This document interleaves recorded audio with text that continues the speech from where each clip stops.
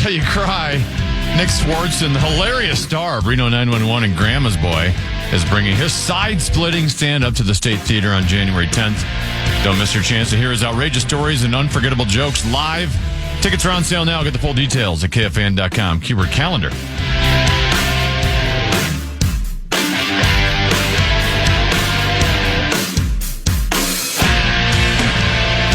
Broadcasting live from the 651 Carpets Plus studios. They are home of the next day install. They've done my carpeting. They can do it for you as well. Keys 10 to be. Is Kara still here? I saw her. Not in this room. Not in the room, but she is here. She was in the... Score studio, the old Score studio. So she's assisting and helping. Yep. And that's the voice of the legendary Mark Rosen, formerly of Channel 4 Sports. Breaking news. Oh, you do have breaking news? I said erstwhile once before, and I used it in the wrong way. Yeah. Chad Abbott will, it sounds like, make an appearance at... Yeah, that's what he says. Well, he really has to go down the hill, he told me. Above average. Not easier said than done. Doesn't mean he's going to be there. Why don't you join him for some bonding and watch a little... I got dinner plans tonight. I bet you do. I do. I actually do. They serve dinner at Lucky's upstairs. Well, I know, but it's our friends we haven't seen in... Well, your friends might want to get a laugh. Why don't you bring them all? Why don't you come on over to comedy? We'll set up a table for you. Is Meat Sauce not showing up? I know, he'll be there. Oh. He'll be there. Is just the two of you? Yeah. Is Larry Mandela guy going to be there? No, he couldn't make it tonight. So, the two of you?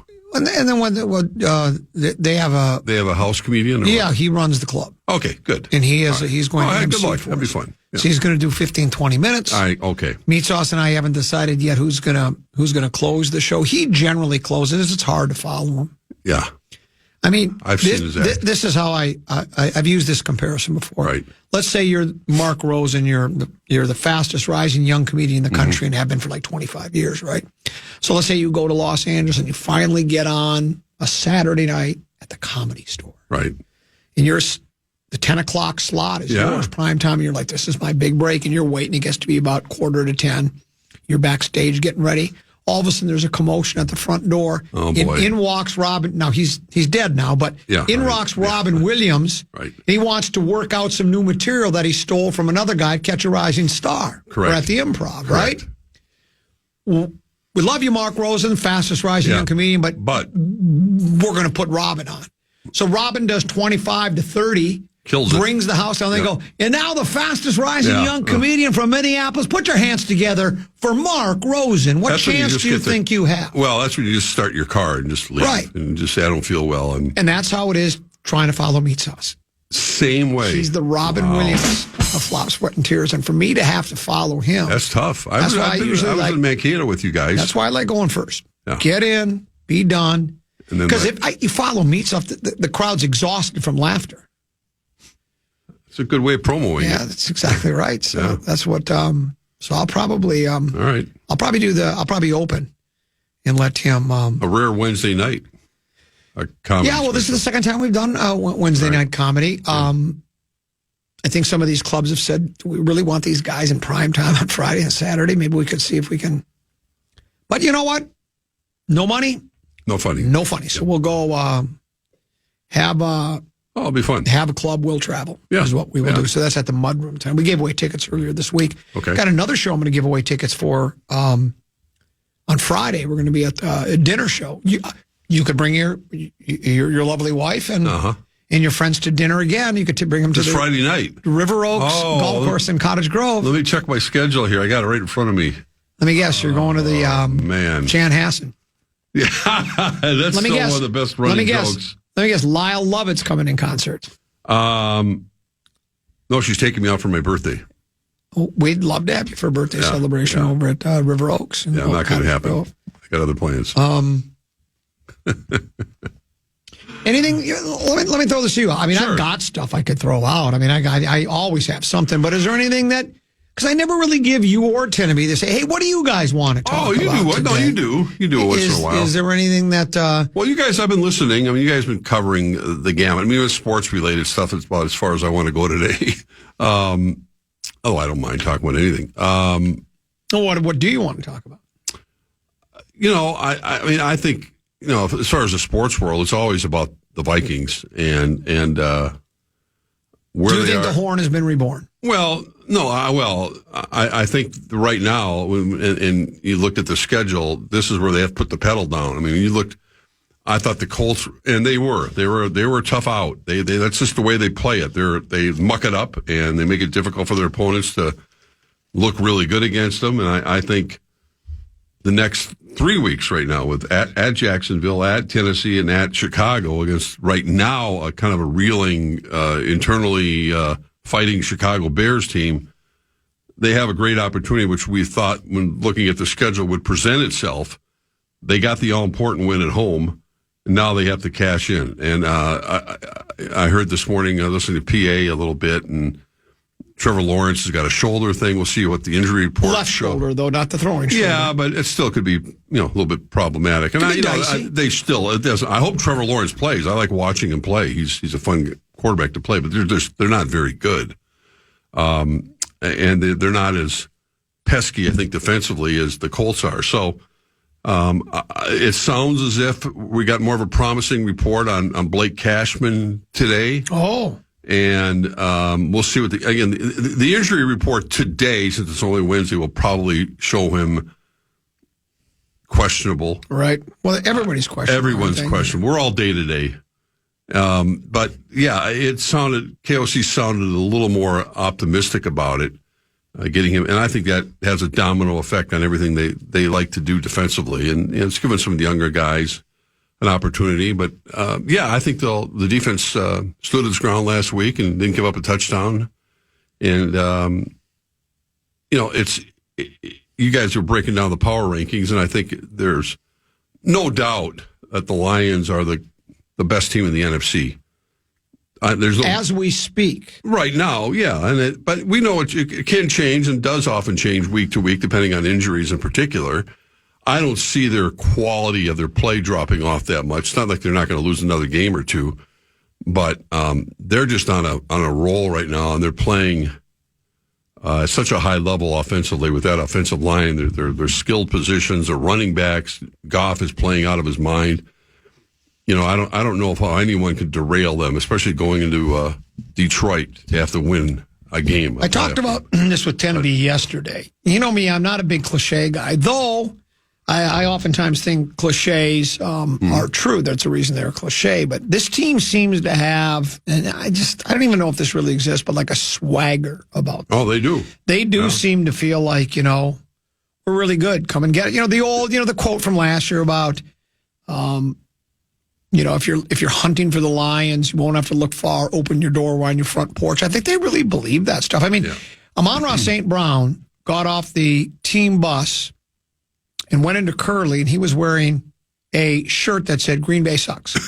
Now, that's kind of bold, right? I mean, again, it doesn't mean, look at him. But, I mean, seriously, they just don't, some people would say, well, yeah, that's bulletin board material. You're good. I don't think that team cares, but that's not to suggest that they're invincible, but they do seem to have that idea that sort of like Beeflo's defense has been playing, especially those first 5 weeks where they play with a swagger where it's like, right. You can't. We're going to stop you. You might move the ball a little bit, but at the end of the day, we're going to outplay your offense. They remind me, I think that the sting of that blowing that 17-point lead in the NFC Championship game last year, I think has really stuck with them and motivated them. They remind me a little bit of the '98 Vikings in that offensively, it doesn't seem like anybody can slow them down. The Vikings offensively in '98, as it turned out to be with Cunningham, of course, with Robert Smith and Randy Moss and Chris Carter and Jake Reed, and an offensive line that was as good as the Vikings ever had, much the way the Lions have perfected their offensive line after drafting so many of these guys in the first round. Barring an injury, I don't see how they can be slowed down, and it may come down to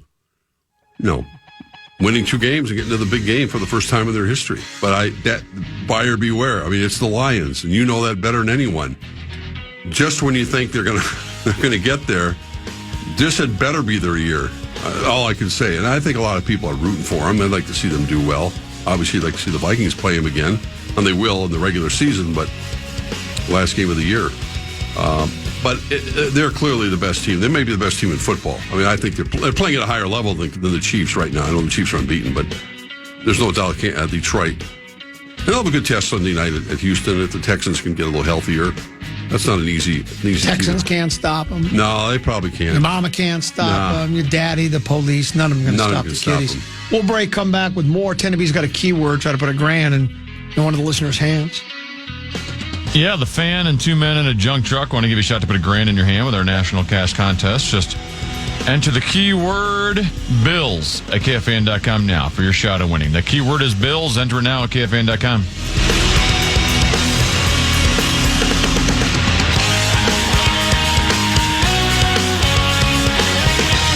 Mark Rosen's appearance on the Comment program is brought to you by your Greater Twin City Honda dealers. We're staying on the north side of town with the Friday football feast at Buffalo Wild Wings in Elk River this week. Join PA in charge as they get you ready for Sunday's game between your Vikings and the Jaguars. Plus, great wings and drinks, nonstop football talk, and lots of prizes up for grabs. Doors open at 8 a.m. Get the full details at KFAN.com. Keyword contest. Indiana Hoosiers football team. Royce did a nice piece today. I think it was yesterday, but you can find it at Fish Wrap Factory West Side, just talking about Indiana. And, you know, we always knew they were a basketball school going back to the days of Bobby Knight. I had no idea how really bad they were football-wise. There was a note in here somewhere. Here it is. Indiana entered the 2024 season with 712 losses, the most of any team with a current Division I program. Wow. That's the most. Now think of all the team Division I programs out there. They have lost 712 games. This is a quote that's been around for a while now. The coach is Curt Cignetti. He was plucked from a smaller school. I don't recall the name. Royce had it in his piece. But I think it was James Madison is where he played. And I do like this quote. And here's the paragraph that Royce wrote. It says, on his hiring, Cignetti was asked how he would get players to Indiana, and he said, it's pretty simple, I win. Google me. And I like that confidence and that cockiness. He said, well, yeah. How am I going to get people here? Well, I win. Right. Google me. And so people have, and he does win. And apparently, I think this is the guy who says they were up. Royce reached out to an acquaintance of his who used to be a sports writer. He followed Indiana. Now he doesn't write sports anymore, but so he interviewed him about the club because not only did he cover the team, but he was a big fan of the team because I think he was originally from Indiana. And he says, second game under Cignetti, it was 42-3, something like that, against Western Illinois. And there were a couple of plays Cignetti didn't like, and he called a timeout, and he chewed the team out. And they're dominating by 42-3. God, there was another. Never stops coaching. Yeah, there was another quote in here where I think it's the same coach where he says, because I read another coach story somewhere. I get my coaches confused. I think it was where you work until your work's done, and you're allowed 15 practices a week, and I think sometimes it's just 13. Right. If you got the work done, you don't need to just because we're allowed 15 doesn't mean you need to practice. You sometimes just practice for with a purpose, not just because, well, we got 2 more to go. What should we do? Should we rerun some stuff? So, but the reason I bring all this up is I wonder. It's the old. I think maybe you talked about it the other day as well. If it has happened in Indiana, where it was as difficult, if not more difficult, to win over all these years as Minnesota. Now, Indiana still, they're ranked and they're undefeated. They still haven't. They're in the playoff picture right now. Playoff picture, but there's more games to be played, and a lot of things can happen. But this would be even though Fleck had that nice, 9-2 season or whatever it was, and we were ranked 10th, that was a real nice season. There's a couple of years.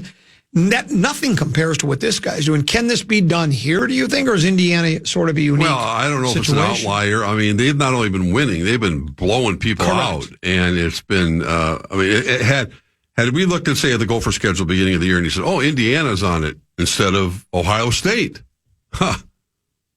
That's good news for the Gophers. Play Indiana. They're never any good. Going back to, Antoine Randall L. was the one player I remember, about the only player I remember that was that quality for Indiana after all these years. I know Trent Green was a quarterback for him. They had a couple others, but he's the one that stood out. You got to believe that it could happen here. This is just the suddenness of it. I don't know. I'd have to ask Guardsy to say, well, how did they make this happen? I mean, was it a lot of nil money that they were able to attract? Kind of a rent-a-player and get, the transfer portal going full steam ahead, because it's really hard to do what they're doing right now with just the normal recruits that would be coming to Indiana for decades, basically. You have for every Antoine Randall L., there's a bunch of guys that just are very forgettable. They had a good time, and it's a basketball school. Yeah, it's always been a basketball school. So, to say could it happen here? I mean, I guess I heard Guardsy talking about the other day. I mean, they had the transfer portal and the opportunity. I mean, when PJ was coaching Western Michigan, they had a team that I think just lost one game, and he could have brought half that team in over here. They may have had the same success, here in Minnesota as Indiana's having right now. But it's been more like baby steps for the Gophers, and that's sort of the case where most of the other Big Ten teams that aren't named Ohio State, and for the most part, other than this year, Michigan. I think we're seeing progress with the Gophers right now, but they're certainly not right now in Indiana's class.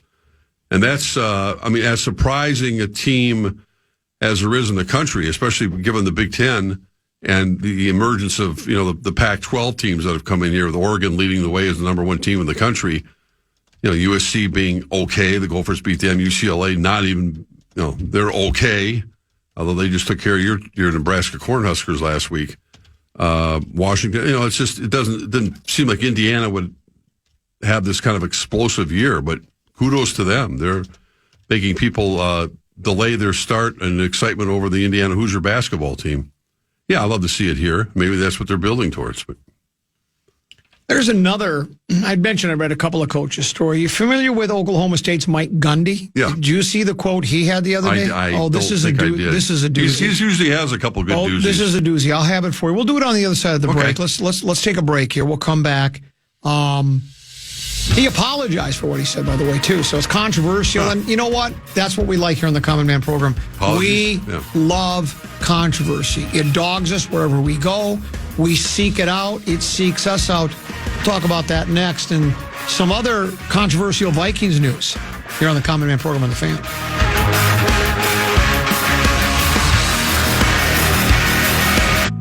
KFAN Total Traffic.